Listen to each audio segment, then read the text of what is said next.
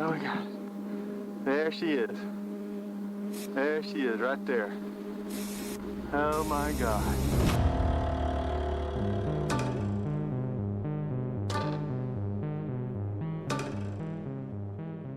Rubio is definitely frustrated they're not moving fast enough, not doing enough, not sharing enough. It's bogus. It's a cover-up. It's the things that I can't tell you about that I've seen that would really disturb you. It's a threat to our country's safety, the airspace. We do not control it, and the Pentagon is basically involved in a cover-up. Hey. My God. They're all going against the wind. The wind's 120 knots from the west. Just to explain people the background, and we've covered this on this show a lot, but there are images and videos that have come from the military, and they show, objects in the sky moving in ways that we can't move things with all of our modern technology. And if you don't believe in aliens, it's fine. But what we don't know is if could this be secret stuff from other militaries? And that's when it becomes a national security issue. Robert Dean has a list of credentials a mile long. He was an intelligence analyst with a cosmic top-secret clearance. When that study was concluded in 1964 and it was published, and I was still working in the war room at that time, I had access to this document. I had a chance to read it. I read first-hand reports, verifiable NATO military material that indicated that the UFOs were not only real, that they represented something far beyond anything I had ever imagined before. It seemed to be rotating, and it was hovering. It was a rimmed light in the shape of a triangle. When the study was concluded in '64, they concluded that there were 4 different groups apparently coming and visiting us. Out of those 4 different groups, one group looked exactly like we do, so much so that they could sit beside you in a restaurant or in an airplane or in a theater, and you'd never know. And that particular point bothered the military guys a lot. The point being that some of these people from somewhere could be walking up and down the corridors of SHAPE headquarters, or they could be walking up and down the corridors of the Pentagon. One day at lunch, a lieutenant colonel made the remark, he says, "Jesus, do you realize they could even be in the White House?"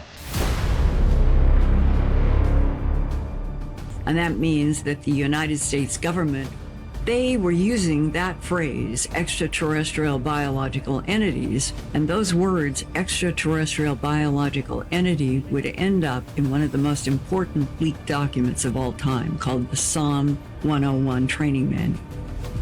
That training manual breaks down extraterrestrial biological entities into 2 types. It is clearly a government document. It was printed in 1954 on a government printing press at Kirtland Air Force Base.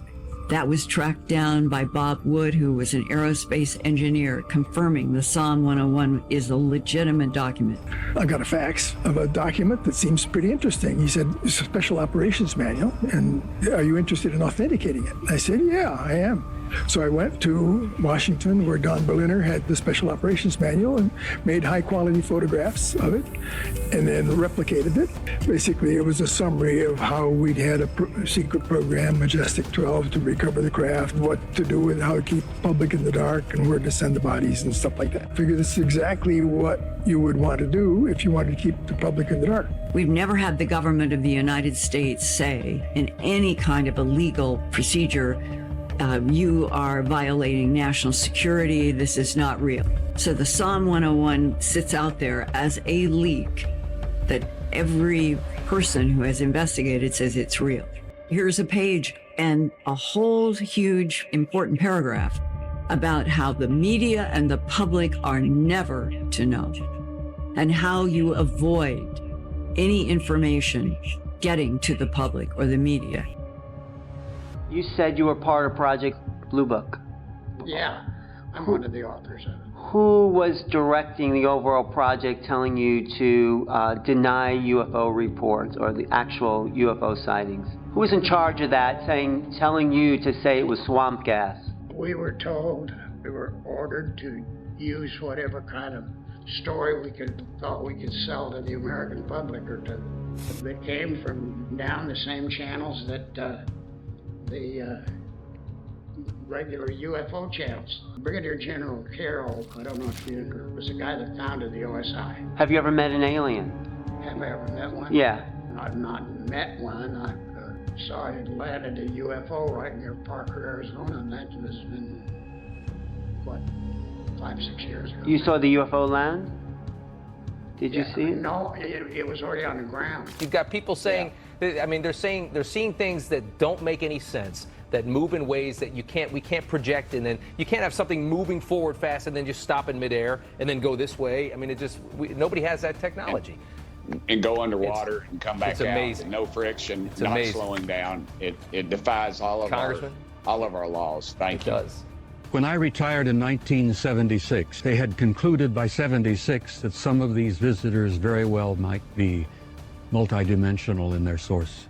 The evidence that we had collected and the evidence that they had repeatedly demonstrated to us became very clear after a time that there was a program or a process of some kind underway, that they had demonstrated over and over and over again that they apparently were able to manipulate matter and time. Well, if it was a foreign entity, if it was Putin, I mean, let's be realistic. This is not a foreign entity. If it was, they would control us. It's not China. It's not Russia. It's something else, and we need to address it. And we're not. And it's been a cover-up since Roswell. The Russians, the Chinese, every one of them has a Roswell-type incident that they'll talk about.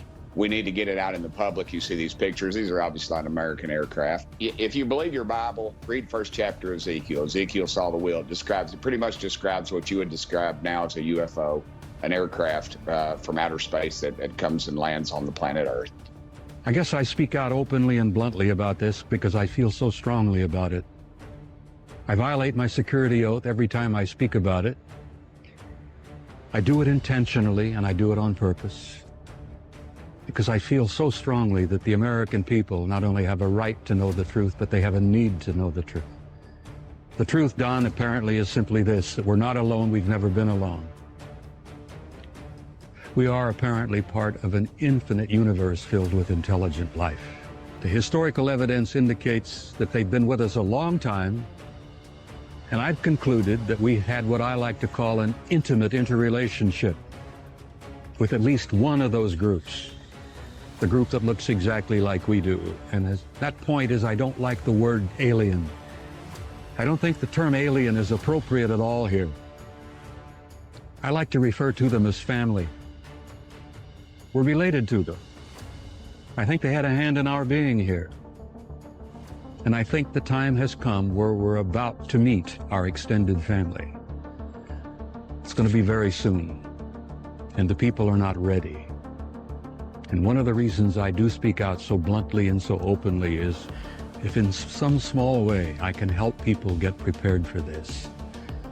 Because I believe that this reality, once we have accepted it and understood it and gone beyond the fear, will bring about an expansion of consciousness in the human race. Castigating the public. I had a T-shirt on my merchantforcongress.com website that said more people believe in UFOs than believe in Congress, and it's sold out. So, I mean, there's something going on out there, brother. I love to noodle with it and think about it and look at all those stars out there and wonder and ponder. Remember, most of those stars, they've already collapsed by the time you see the light. That's how far they are away from you. They left before the time of Christ, and those stars were long gone. That's how vast our universe is, yeah. I'm not enough of a physicist to try to explain to you what a dimension is, but the idea that there could be intelligences from somewhere else, from other dimensions coming and going into our reality.